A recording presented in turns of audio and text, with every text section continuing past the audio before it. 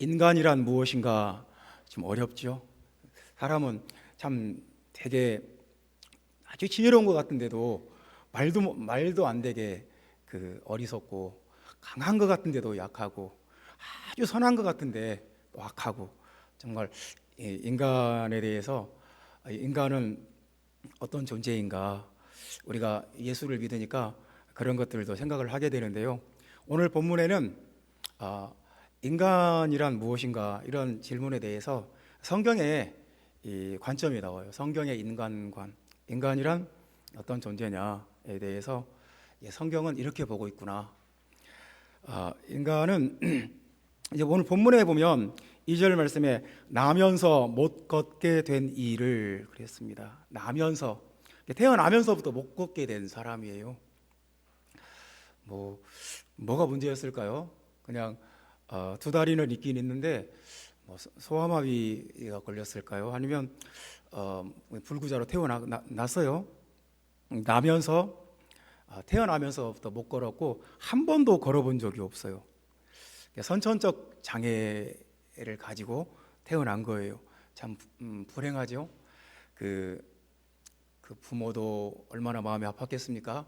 그리고 그 본인은 또 얼마나 괴로웠겠어요. 다른 사람들 또박또박 걸어다니는 거 보면 나는 왜 이러나 막 그 좌괴감이 들지 않았겠습니까? 이제 이런 말씀들이 인간에 대한 성경의 관점을 보여줘요. 그러니까 우리 인간은 나면서부터 죄 가운데 태어난 존재예요. 죄 가운데 잉태가 되었어요. 그리고 죄 가운데 태어났어요.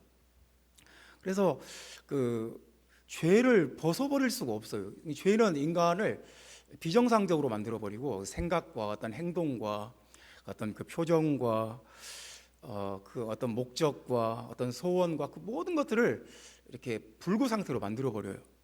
그래서 죄는 인간을 아주 불행하고 끔찍한 불행으로 이끌어버리는데요.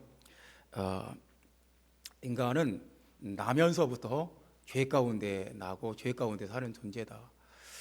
참 그래서 삶이 다 여러분들의 삶에 대해서 물어보면 나는 뭔가 힘들어요. 나는 이런 분이 있을지도 모르겠어요. 죽지 못해 살아요. 그런 분이 있을지도 모르겠어요. 그냥 하루하루가 견디기 힘들어요. 그렇게 생각하는 분들이 있을 거예요.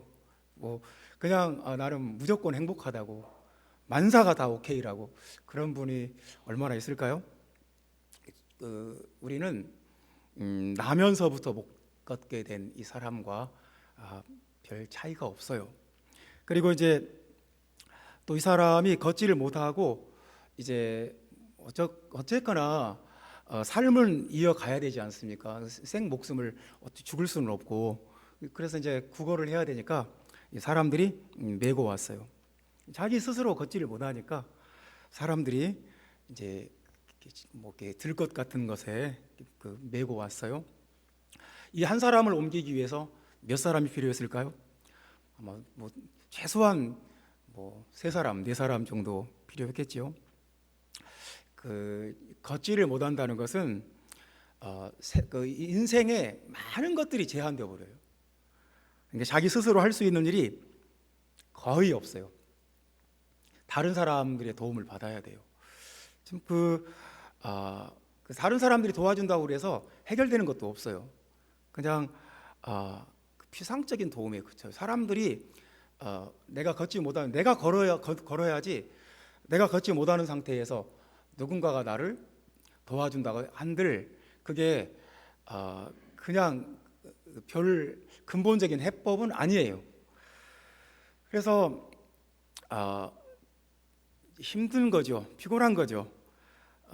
내가 걷지 못하고 심지어 화장실도 다른 사람들이 나를 옮겨줘야 된다. 그러면 참 인생이 얼마나 비참하고 얼마나 끔찍해질까요? 그리고 이제 세 번째는 인간은 이제 구걸하기 위하여, 2절 말씀 보면 구걸한다는 말이 10절까지 세 번이나 나와요. 구걸하기 위하여. 또 3절에도 구걸하거늘, 10절에는 구걸하던 사람, 이렇게 참 우리 사람이 하는 경험 중에서 최악의 경험이 국어라는 거 아닐까요?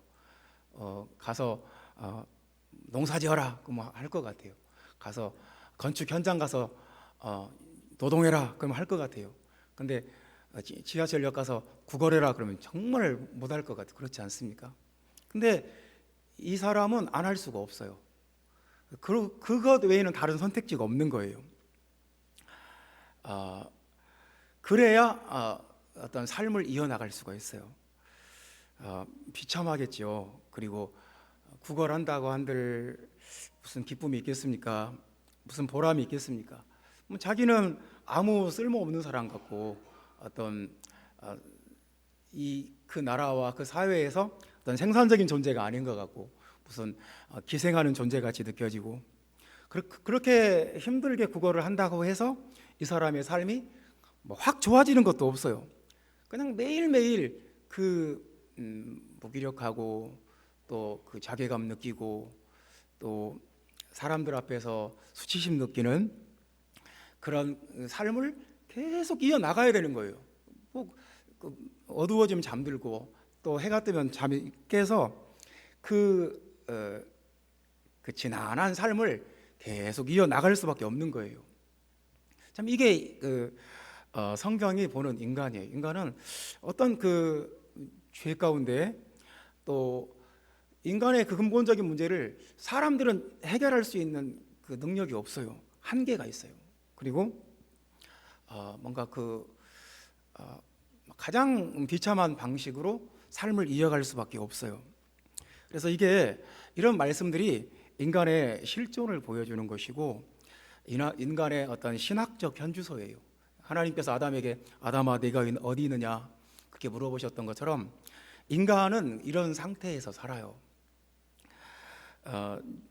그러니까 그냥 이렇게 말하면 좋겠어요. 죄에 눌려서 죄의 종으로 사는 거예요. 죄 때문에 인간의 삶이 아주 영광스럽고 아주 행복하고 아주 건강하게 살아야 될 인간이 이 자리에서 빠져나오지를 못하는 거예요. 이것이 하나님 뜻일까요? 하나님의 뜻이 아니에요. 하나님의 뜻도 아니고 하나님의 계획도 아니고 하나님이 인간을 창조하실 때 그렇게 살라고 창조하신 것이 절대로 아니에요. 그래서 이제 그러면 인간은 계속 그렇게 그러다가 죽고 죄로 인해서 심판을 받고 그리고 심판의 결과로 지옥 가고 참 어떻게 해야 됩니까? 참 이건 정해진 루트예요. 죄 가운데 태어났어요. 이건 내 선택도 아니에요. 죄 가운데 살아요. 그리고 한 번은 반드시 죽게 돼 있어요. 죽은 뒤에는 또 반드시 심판이 있어요. 심판의 결과는 지옥 가는 거예요. 참 이거 어떻게 합니까? 거기에 대해서 성경의 답은 나사렛 예수 그리스도의 이름으로예요. 나사렛 예수 그리스도의 이름으로 우리가 새 삶을 얻을 수 있고 나사렛 예수 그리스도의 이름으로 그 굴레를 끊어버릴 수 있고 나사렛 예수 그리스도의 이름으로 삶이 새로워질 수 있고 나사렛 예수 그리스도의 이름으로 구원받을 수 있고 나사렛 예수 그리스도의 이름으로 우리 삶이 완전히 바뀔 수 있다는 거예요. 완전히 새로워질 수 있다는 거예요. 그래서 본문은 세 가지 단어로 예수 그리스도 안에 있는 그 구원, 이 나사렛 예수 그리스도의 이름으로 받는 그 구원에 대해서 세 가지 단어로 말씀을 하십니다. 이제 7절 말씀 우리 다 같이 읽어보겠습니다. 오른손을 잡아 일으키니 발과 발목이 곧 힘을 얻고 이제 예수님을 믿고 예수님의 그 능력이 우리에게 오면 어떤 역사가 있냐면 우리를 일으키는 역사가 있어요. 일으켜요. 자, 일으킨다는 주님이 오늘 이 시간도 오셔서 이렇게 낭망한 우리, 좌절해 있는 우리, 또는 병들어 있는 우리, 아니면 잠들어 있는 사람, 아니면 죽어 있는 사람 이렇게 일으키시는 주님이라는 거예요. 주님은 일으키신다. 일으킨다는 말이 이제 일어난다는 말이 이제 신약 성경에서 예수님께 가장 많이 쓰였어요. 예수님이 자기 자신에게 이 말을 많이 썼어요. 내가 사흘 만에 살아날 것이다. 일어날 것이다. 죽음에서 일어날 것이다. 예수님께 가장 많이 쓰인 단어입니다. 일으키니, 살아난다는 말이에요. 죽음에서 일어난다는 말이고, 잠든 사람이 일어난다는 말이고, 병든 사람이 일어난다는 말이에요. 그래서 예수님이 이런 비유의 말씀을 하셨습니다. 양이 구덩이에 빠졌다. 근데 그 구덩이에 빠진 양을 이렇게 끌어내지 않겠느냐, 건져내지 않겠느냐. 그것이 일으킨다는 말이에요. 그래서 우리는 어떤 면에서 구덩이에 빠져 있다고 느낄 때가 많아요. 뭐 감정적으로나 실제적으로 어떤 내 힘으로는 도저히 이 상황을 빠져나갈 수 없다.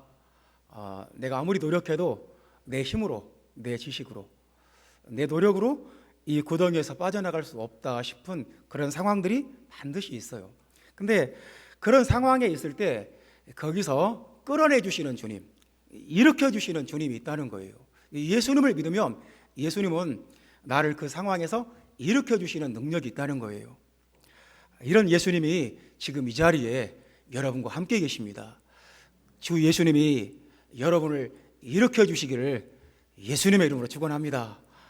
이 시간에 일으켜 주는 역사, 우리가 세상을 산다는 것은 누구에게나 힘든 거예요. 생각보다 힘들어요. 좀 이제 좀 내가 힘든 과정을 많이 거쳤으니까 지금부터 좀 편해지겠지, 그런 것도 없어요. 누구에게나 힘들고 생각지도 못한 상황들이 나한테 벌어질 수 있어요. 그리고 나는 구덩이에 빠졌구나. 나는 구덩이에 빠진 양과 같이 갈 길을 모르고 어떻게 할 수도 없구나. 그럴 때 여러분이 어떤 면에서 잠이 들었든지, 아니면 영적인 죽음의 상태에 이르렀든지, 아니면 영적으로 병든 상태에 있든지, 어떤 상태에 있든지 주님은 일으키시는 주님이에요. 우리는 구덩이에 빠져서 어찌할 바를 모르고 울고 있는 양과 같아요. 그래서 누군가 와서 일으켜주지 않으면 그 자리에서 그냥 말라 죽을 수밖에 없는 존재예요. 우리가 대단한 것 같지만 우리는 주님의 도우심이 없으면, 나사렛 예수 그리스도 이름으로 구원이 없으면 우리는 아무것도 할 수 없어요. 예수 그리스도께서 오늘 지금 이 순간 내 오른손을 잡고 일어나라, 일어나라, 일으키시는 주님이신 것을 여러분 믿으시기를 바랍니다. 예수님이 성경에 참 이 말씀을 자주 하셨어요. 자기 자신에게도 내가 사흘 만에 일어날 것이다, 그렇게 말씀을 하셨고, 또 사람들을 보실 때 야이로의 회당장에 죽은 딸, 그 야이로의 딸을 보실 때도 일어나라, 이렇게 말씀하셨어요. 일어나라.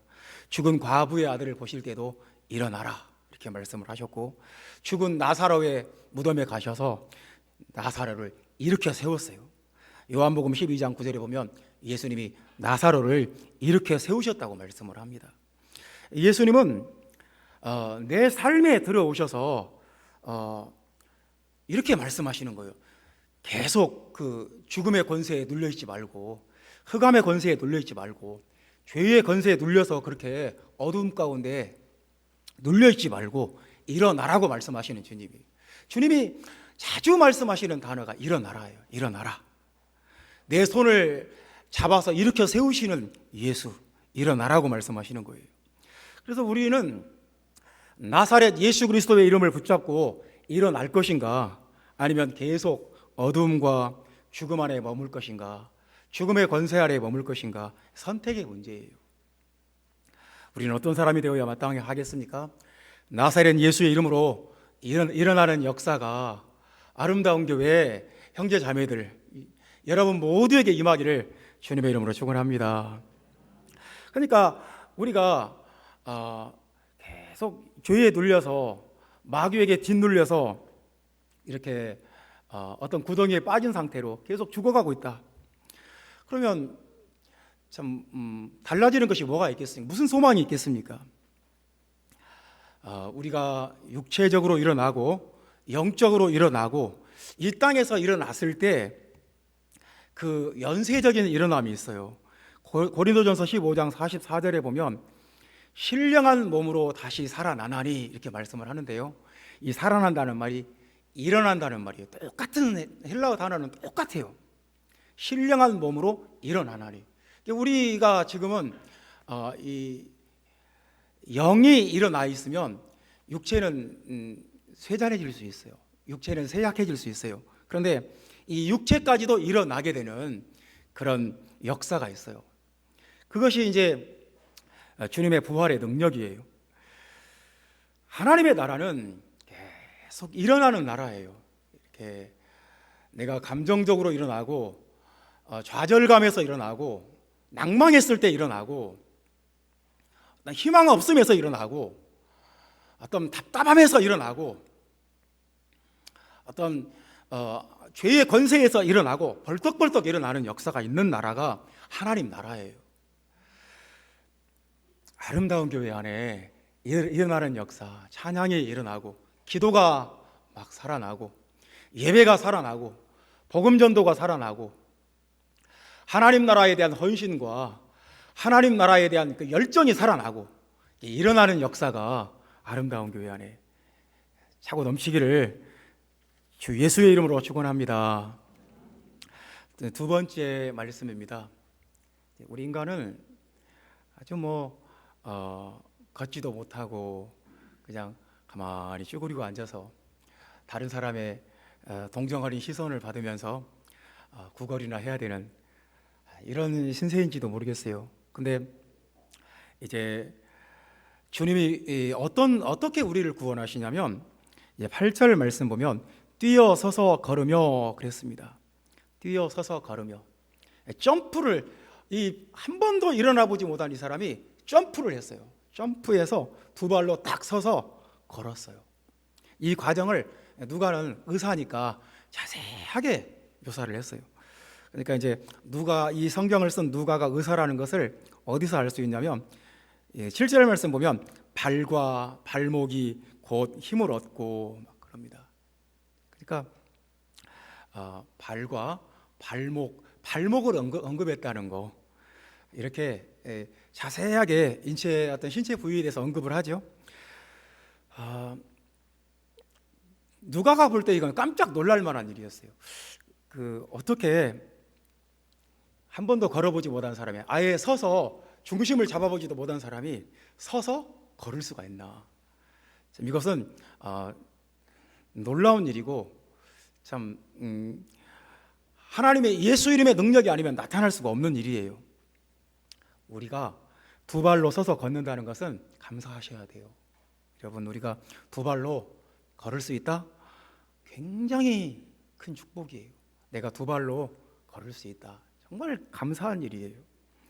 우리가 걸으면 많은 일들이 벌어져요. 걸으면 우리 몸의 근육과 관절의 3분의 2가 움직여요. 그래서 다이어트에 굉장히 효과가 좋아요. 걷기만 해도 굉장히 좋아요. 하루에 7,500걸음 걸으면 충분한 운동이 돼요. 그러니까 이 걷기처럼 좋은 운동이 없어요. 몸이 건강해지죠. 그리고 걸으면 마음이 맑아져요. 기분이 좋아져요.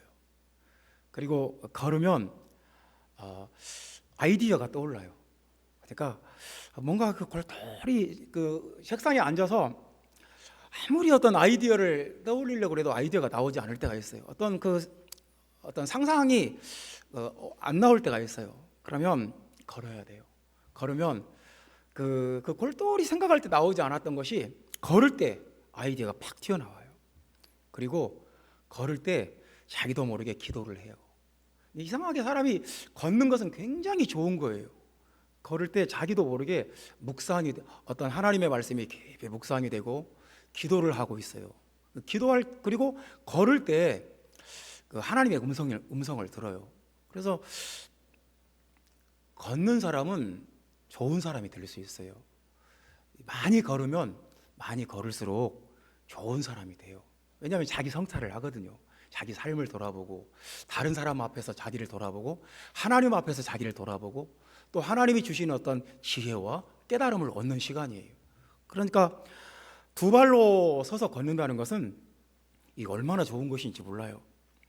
지금 미국 라스베가스에서 CES라는 그 행사를 하고 있는데요. 지금 뭐 그 전 세계 첨단 제품들이 다 나왔어요. 당연히 로봇가 나오는데, 그 로봇들이 두 발로 걷는 로봇을 만들 건 너무너무 많은 기술과 많은 비용과 에너지가 들어가요. 그래서 이번에 나온 로봇들을 보니까 네 발로 뛰는 로봇도 있고, 아니면 그냥 바퀴 달린 로봇, 아니면 그냥 가만히 딱 고정시켜 놓은 로봇. 그러니까 이 두 발로 걷는다는 것이 이게 굉장히 복잡하고 수준이 높은 일이에요. 그래서 하나님께서 우리에게 두 발로 걷게 했어요. 이건 정말 우리 인간에게 주신 특별한 특권인 것 같아요. 이 두 발로 서서 걷는다는 것은 몸이 하는 일이지만 사실은 마음이 하는 일이에요. 우리 아이들을 키울 때 이제 다윗이랑 하은이 다 이렇게 조금 안 할 때 있지 않습니까? 하은이랑 어릴 때 머리를 한 번도 안 잘랐어요. 그래서 한 대여섯 살 되니까 머리가 이제 엉덩이까지 다른 거예요. 그래서 항상 이렇게 한 가닥으로 딱 따가지고 예쁘게 따서 끈으로 딱 묶어놓고 이제 매일매일 아침마다 이제 그 일을 하는 거예요. 근데 어느 날 하은이가 저한테 와서 그러는 거예요. 아빠, 내가 기분이 좋으면 이 머리가 등 뒤에서 좌우로 막 흔들린대요. 근데 기분이 나쁘면 그 등에 탁 붙어서 움직이질 않는데요. 그런데 제가 그 말 듣고 참 재밌었어요. 그래서 그 말을 지금도 기억을 해요. 그래서 사람의 그 걸음이라는 것은 육체적인 활동 이상이에요. 마음의 지배를 받아요. 내 마음이 기분이 좋으면 걸음걸이가 바뀌어요. 걸음걸이가 자연스럽고 활발하고 좀 더 역동적이고, 그러니까 한 가닥으로 딱 묶어놓은 이 머리채가 뒤에서 시계추처럼 흔들리는 거예요. 근데 기분이 나쁘다. 그럼 걸음걸이가 바뀌어요. 걸음걸이가 하여튼 기분 나쁘면 그 걸음걸이가 바뀌어요. 그래서 이 머리가 흔들리질 않는 거죠. 그러니까 중요한 건 뭐냐면 이 걸음걸이에 사람의 그 마음이 영향을 준다는 거예요. 그 사람의 몸이 걷는 것이지만 사실은 사람의 마음이 걷는 거예요. 그래서 그 걸음걸이는 굉장히 중요한 것 같아요. 평생을 신발을 수선하는 분들이 이렇게 글을 써놓은 걸 보면요, 그 신발을 고치러 온대요. 그 신발을 보면 그 신은 사람의 성격을 알 수 있대요. 이 사람 성격이 어떻구나 다 알 수 있대요. 왜냐하면 거기에 그 걷는 습관과 걷는 방식이 다 나온대요. 걸음걸이에는 그 사람의 모든 것이 드러나요. 그 사람의 성격도 드러나고요, 그 사람의 건강 상태도 드러나요. 걷는 것 보면 저 사람 지금 몸이 안 좋은가 알 수 있어요. 걷는 것 보면 그 사람의 직업도 알 수 있어요. 아주 활기차게 걷는 사람도 있고, 씩씩하게 걷는 사람도 있고, 소심하게 걷는 사람도 있고, 아주 불안하게 걷는 사람도 있고. 그러니까 걷는 것에는 그 사람의 마음이 드러나요. 예를 들면 그냥 이렇게 어깨에 잔뜩 힘주고 목에 힘주고 거들먹거리면서 걷는 사람이 있어요. 그러면 우리가 그 사람 마음을 알 수 있는 거예요. 저 사람 마음이 지금 되게 건들건들하구나, 되게 뭔가 그 자기 도취나 어떤 우월감에 빠져 있구나. 이 걷는 것은 몸이 걷는 거지만 마음이 걸어요. 그래서 그 걸음걸이에는 마음이 다 드러나요. 근데 성경에는 거기서 더 나가요. 어떤 얘기를 하냐면 우리가 걷는 것이 우리 영이 걷는다는 거예요. 영이. 그래서 예를 들면 이런 말씀이 있어요. 갈라디아서에 보면 성령을 쫓아 행하라, 그런 말씀이 있는데요. 그 행하라는 말씀이 이 걸어라라는 말은 똑같은 말씀이에요. 헬라어는 똑같아요. 그러니까 문맥상 성령을 따라 행하라 그렇게 말씀한 거지, 헬라어는 성령을 따라 걸어라 그 말이에요. 그래서 우리의 걸음이 성령으로 걷는 걸음을 걷는 사람도 있고, 이제 에베소서 2장 2절에는 이런 말씀이 나와요. 공중의 권세 잡은 자를 따라 행했으니, 이게 걸었으니 그런 말이에요. 그러니까 내 안에 성령이 나를 걷게 하시는 사람도 있고, 악한 공중의 권세 잡은 악한 영이 내 걸음을 지배할 수도 있고, 그러니까 악한 영의 지배를 받는 사람은 계속 안준뱅이인 거고, 성령의 지배를 받는 사람은 벌떡 일어나서 성령을 따라 걷는 거예요. 성령을 따라 행하라. 그리하면 육체의 욕심을 이루지 아니하리라. 갈라디아서 5장 16절에 그렇게 말씀을 했습니다. 요한삼서 1장 3절에는 또 이렇게 말씀합니다. 진리 안에서 행하라. 걸으라는 말이에요. 진리 안에. 그러니까 진리로 걷는 사람, 또 고린도후서 5장 7절에는 믿음으로 행하는 사람, 보는 것으로 행하지 않고 믿음으로 행하는 사람, 걷는 사람이에요. 믿음으로 걷는 사람. 그래서 우리의 걸음은 몸으로 걷고 마음으로 걷고, 세 번째는 성령으로 걸어요. 성령으로 걸을 수도 있고 귀신의 지배를 받을 수도 있어요. 그래서 하나님 나라에서 그냥 아무것도 하지 못하고 주저앉아 있을 수도 있고, 하나님의 성령과 함께 우아하게, 섹식하게, 강력하게 걸어갈 수도 있어요. 여러분, 우리가 걷는다는 것은, 일어나서 걷는다는 것은 성령으로 걷는다는 것이고, 성령과 함께 걷는다는 거예요. 형제자매 여러분, 그래서 2022년 새해에는 여러분들의 그 걸음걸이가 아픈 사람의 걸음이 아니고, 그냥 막 간신히 비틀거리면서 걷는 것도 아니고, 뭐 그냥 건들건들 걷는 것도 아니고, 술 취한 사람의 걸음걸이도 아니고, 하나님의 성령의 걸음, 하나님의 성령으로 걷는 사람, 성령으로 사는 사람, 성령으로 행하는 사람, 나면서부터 안준뱅이 된 이 사람 발과 발목에 힘을 얻게 한 것이 성령이에요. 성령이 역사할 때 그 사람의 발과 발목에 힘을 얻었어요. 우리도 마찬가지예요. 우리가 성령이 우리에게 역사하면 우리가 걷게 돼요. 이상하게 영적인 감각들이 생기고 걷게 되고, 걷는 역사가 일어나게 돼요. 형제자매 여러분, 이제 2022년 새해에 성령과 함께 걷는 은혜가 저와 여러분에게 있기를 예수님의 이름으로 축원합니다. 그러니까 여러분 생각을 해보세요. 평생 못 걸었어요. 근데 이제 걸을 수 있다. 얼마나 좋은 일이에요. 얼마나 가슴 뛰고 얼마나 기대가 되는 일이에요. 이제 우리가 더 이상 앉아있지 말고 이제 걸어야 되겠어요. 모든 일에 이제 일어나서 활동하는, 움직이는, 역사하는 신앙이 돼야겠습니다. 이제 세 번째, 예수 그리스도 안에 있는 새로운 삶, 예수 그리스도 안에 있는 새로운 구원은 어떤 구원이냐? 세 번째 동사는 이제 8절 말씀에 보면 8절 말씀 다 같이 읽어봅시다. 뛰어 서서 걸으며 그들과 함께 성전으로 들어가면서 걷기도 하고 뛰기도 하며 하나님을 찬송하니, 이제 뛰기도 했다는 거예요. 뛰었다. 그냥 막 뛰어 올랐다는 거예요. 껑충껑충 뛰어 올랐다는 거예요. 예수님이 우리에게 오시고 우리가 예수님께 구원을 받으면, 이제 이사야는 그렇게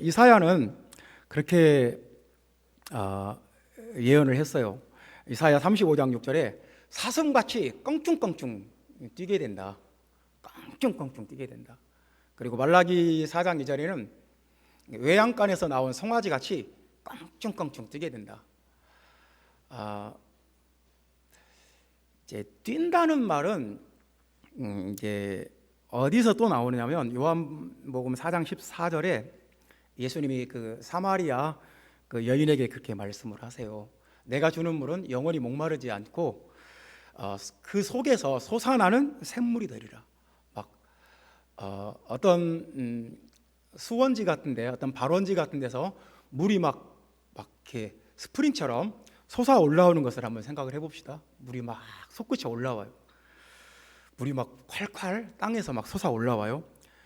그렇게 하나님의 그 나사렛 예수 그리스도의 이름으로 구원을 받으면, 그 성령의 역사가 우리 안에 들어오면 우리 안에 그런 역사가 있다는 거예요. 뭔가 퐁퐁 솟아 올라오는 그런 역사가 있다는 거예요. 그러니까 솟아 올라오는 샘물, 뛰어오르는 이 점프하는 사람의 모습, 똑같은 모습입니다. 우리가 참 많이 우울하고 좌절감과 어떤 무기력감에 사로잡혀 있기가 참 쉽습니다. 그냥 대부분의 시간이 그렇게 흘러갈 수가 있어요. 인생이 힘들고 지치고 상처받는 일이 많아요. 그래서 기분이 안 좋고 그냥 자기 연민에 빠지고 그런 시간들이 우리에게 있어요. 그런데 예수 그리스도의 영이, 예수 그리스도의 말씀과 그 성령의 임재가 우리에게 들어오면 예수 그리스도의 영은 우리를 기뻐서 뛰게 만들어요. 뛰게 만들고 찬양하게 만들어요. 성령을 받으면 그 순간 사람이 막 진동하면서 그 몸이 막 움직이고 막 활력이 넘치는 것을 보게 돼요. 사랑하는 형제자매 여러분, 뛰어오른다는 것은 에너지가 차고 넘치는 거예요. 사슴이 뛴다, 에너지가 몸 안에 몸이 근질근질한 거예요. 가만히 있을 수가 없는 거예요. 송아지가 뛴다, 그냥 막 뛰고 싶은 그 어떤 본능과 에너지가 몸에 가득한 거예요. 어린 아이들은 가만히 있지 못하잖아요. 막 뛰잖아요. 그 몸 안에 생명력이 충만하기 때문에 그래요. 예수를 믿으면 그 안에 솟아 올라오는 생명이 있기 때문에, 차고 넘치는 은혜가 있기 때문에 뛰어오르게 돼요. 다윗이 사무엘하 22장 30절에 그렇게 고백해요. 내가 주를 의지하고 주님과 함께 성벽을 뛰어넘는다고. 내가 주를 의뢰하고 적군에 달리며 내가 주를 의지하고 성벽을 뛰어넘나이다. 이 예수님의 구원이 있으면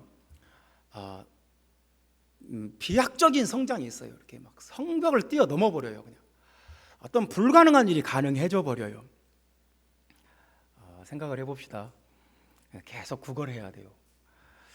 이 사람이 기쁠 일이 뭐가 있어요? 그리고 막 뭔가 에너지가 차고 넘칠 게 뭐가 있어요? 항상 위축되는 거죠.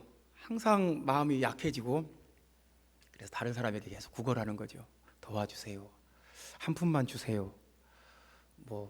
의를 행하세요. 그랬을지도 모르겠어요. 이게 우리가 살면서 구걸하는 인생이 될 수 있어요.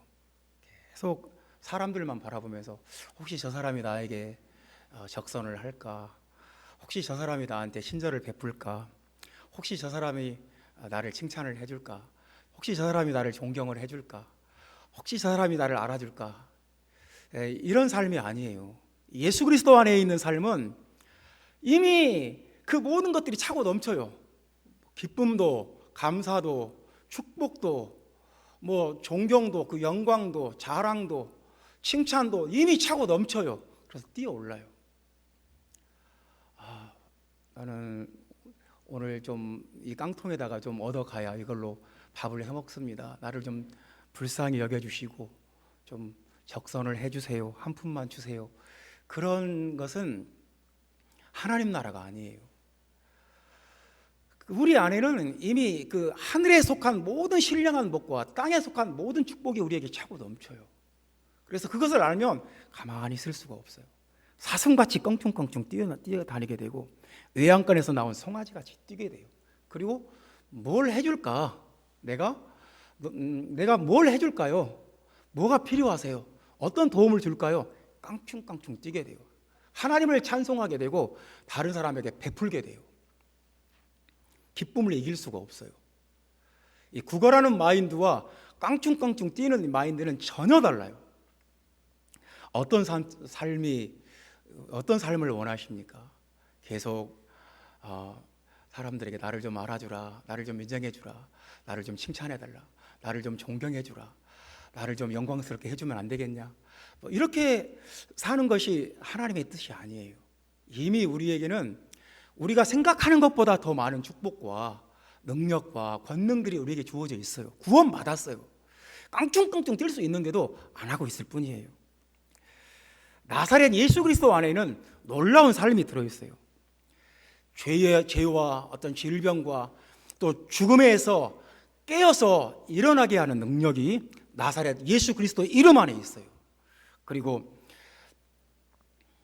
한 번도 일어나지 못한 사람이 벌떡 일어나서 걷는 그런 삶이, 아주 걷는다는 것은 아주 축복된 것이고, 걷는다는 것은 자랑스러운 것이고 멋있는 것이고 아주 위대한 거예요. 걷는 삶이, 예수 그리스도의 성령과 함께 걷는 삶이 그 안에 있고, 나사렛 예수 그리스도의 이름 안에 에너지가 차고 넘쳐서 주체할 수 없어서 펄쩍펄쩍 뛰면서 하나님을 찬송하는 삶이 나사렛 예수 그리스도의 이름 안에 있어요. 이 삶이 깨어서 일어나는 삶이, 서서 걷는 삶이, 뛰면서 하나님을 찬송하는 삶이 여러분의 삶이 되기를 예수 그리스도의 이름으로 축원합니다. 기도하겠습니다.